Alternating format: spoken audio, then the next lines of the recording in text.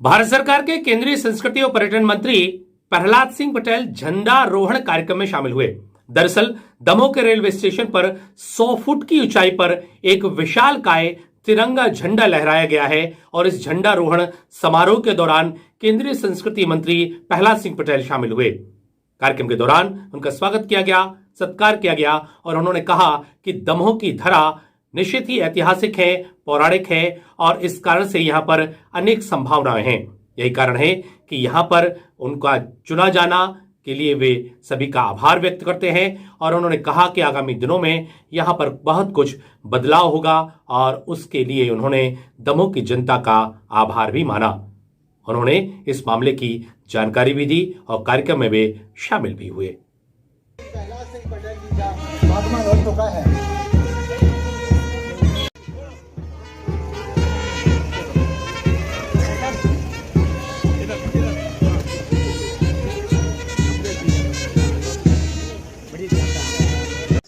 लोकार्पण समारोह के मुख्य अतिथि माननीय सांसद तथा जबेरा विधायक श्री धर्मेंद्र सिंह जी, जिला पंचायत अध्यक्ष श्री प्रीतम सिंह लोधी जी तथा हटा के विधायक श्री PL तंतुवाई जी भी स्थल पर आ चुके हैं।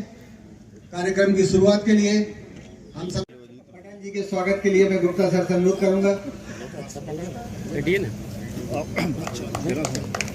कि वे कृपया मंच पर आकर स्थान ग्रहण करें।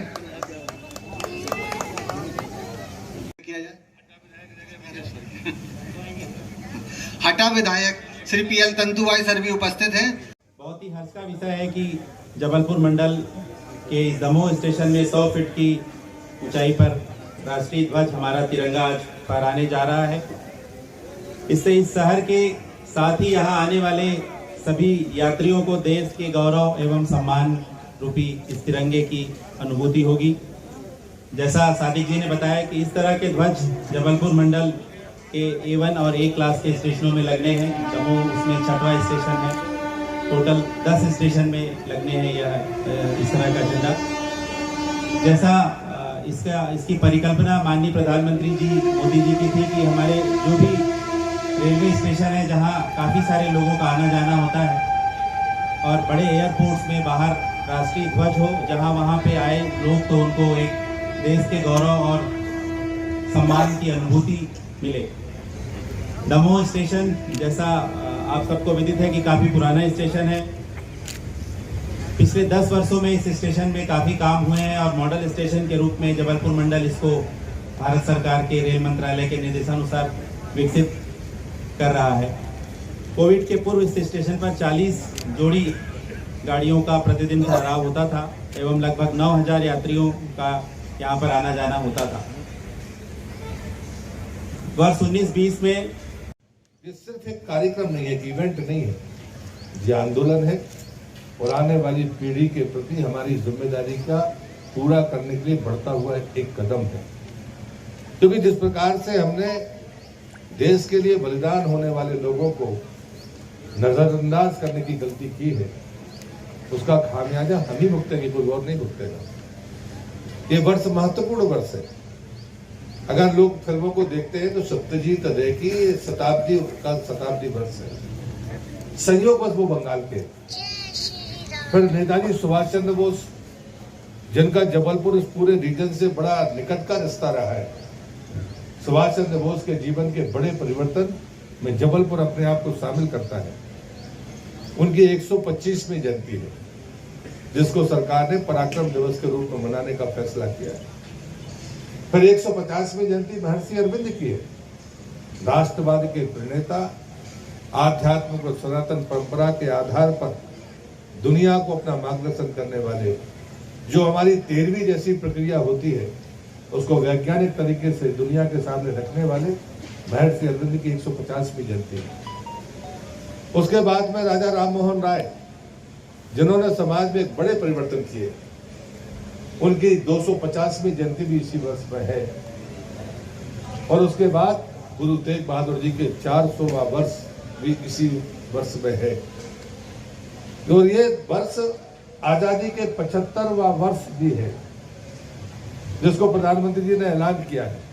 आप कल्पना करिए ये तारीखें हम अपनी मर्जी से नहीं समेट सकते थे, लेकिन आज़ादी के 75वें वर्ष में जिन महापुरुषों का अभिनंदन करेंगे, उनका स्मरण करेंगे, वो राष्ट्र के लिए मरे, राष्ट्र के लिए जिए और आने वाली पीढ़ी को प्रेरणा देकर चले गए। हमें उनके प्रति अपनी श्रद्धांजलि अर्पित अगर करनी है तो हमारे पास एक ही माध्यम हो सकता है, वो हमारा राष्ट्रीय ध्वज तिरंगा मात्र हो सकता है। ये बात आप तय बात करते हैं। अगर मैं मंत्री होता केंद्र में और संस्कृति मंत्री नहीं होता तो मुझे शायद उनमें काम करने की हिस्सेदारी नहीं मिलती। ये महत्वपूर्ण बात, और इसलिए मुझे लगता है, और इसमें मैं अपने आप को सौभाग्यशाली समझता हूँ, तो मुझे बनाने वाले लोग उससे ज्यादा सौभाग्यशाली है, वो दमोई की जनता है। और इसलिए मुझे लगता है कि हम सब इन ऐसे आयोजनों में अपने आप को हिस्सेदार बनाएं। मेरी कोशिश होगी कि हमारे यहाँ पर क्या नहीं, क्या कला नहीं है, क्या साहित्य नहीं है। हिंदी साहित्य का अगर कहीं सबसे वैभवशाली कोई क्षेत्र है तो वो यही क्षेत्र है। लेकिन वो जो चीजें हमको मिलनी चाहिए थी या जिन्हें हमें समेट कर रखना चाहिए, उस प्रबंधन में कहीं कमी हम में रह गई है। ये बात हम स्वीकार करते हैं और हमें स्वीकार करना चाहिए। लेकिन इसका ये मतलब नहीं है कि हम उसको भुला दें, हम उसको संकलित और संग्रहित ना करें। हमें उस तरफ भी आगे बढ़ने की जरूरत है। मैं नौजवान मित्रों से कहूँगा कि आपको इस विरासत को संभालने का कहीं ना कहीं संकल्प लेना होगा। अगर आप संकल्प लेंगे तो ऐसी चीजें नहीं है जो वस्तुओं की तरह इकट्ठी कर ली जाए। इसमें कहीं ना कहीं अपने आप को हवन करना पड़ता है, अपने आप को झोंकना पड़ता है, उस परंपरा के साथ जुड़ना पड़ता है, उसके साथ में जीना पड़ता है। उसके बाद आप उसके प्रहरी और पथिक बनते हैं। और इसलिए मैं उन तमाम नौजवानों से कहूँगा कि ये कार्यक्रम सिर्फ कार्यक्रम नहीं है, ये शायद आज़ादी के 75वें वर्ष की शुरुआत मानकर हम इसको अंगीकार करेंगे तो अच्छा होगा। क्योंकि 15 अगस्त 2021 से 15 अगस्त 2022 तक एक वर्ष आज़ादी के 75 वर्ष मनाए जाएंगे। लेकिन एक बात ये भी प्रधानमंत्री जी ने कही कि 75 सप्ताह पहले ये कार्यक्रम शुरू हो जाने चाहिए। जब हमने 75 सप्ताह की गिनती की तो वो भी 23 मार्च सरदार भगत सिंह का फांसी का दिन निकला। तो मुझे लगता है कि आप तारीखों को अपनी मर्जी से बदल नहीं सकते हैं, लेकिन जो नियति करके गई है वो कहीं ना कहीं अपने यश के साथ हिस्सेदार बनती है। मैं यही बात कहते हुए अपनी बात को यहाँ पर समाप्त करता हूँ।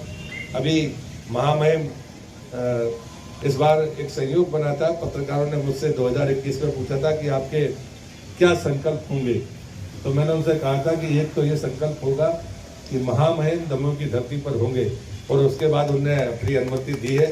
और हम गर्व के साथ इस बात को कहते हैं कि सिंगौरगढ़ का किला रानी दुर्गावती की पहली राजधानी है। मुझे नहीं लगता कि आम आदमी को ये बात पता है। और उसके बाद में जब तक रानी दुर्गावती जिंदा रही, मुगल गोंडवाना की धरती पर प्रवेश नहीं कर पाए। उनके बलिदान के बाद ही मुगल गोंडवाना की धरती पर प्रवेश कर पाए। इतनी बड़ी विरासत आपके पास में है। लेकिन मैं धन्यवाद दूंगा पेट्रोलियम मंत्री जी को भी कि मैं तो अपेक्षा कर रहा था कि 13-14 करोड़ में मेरा काम हो जाएगा, लेकिन उन्होंने मुझे 26 करोड़ का आवंटन दिया और ASI मिलाएगी तो लगभग 30 करोड़ के आसपास का वो काम होगा।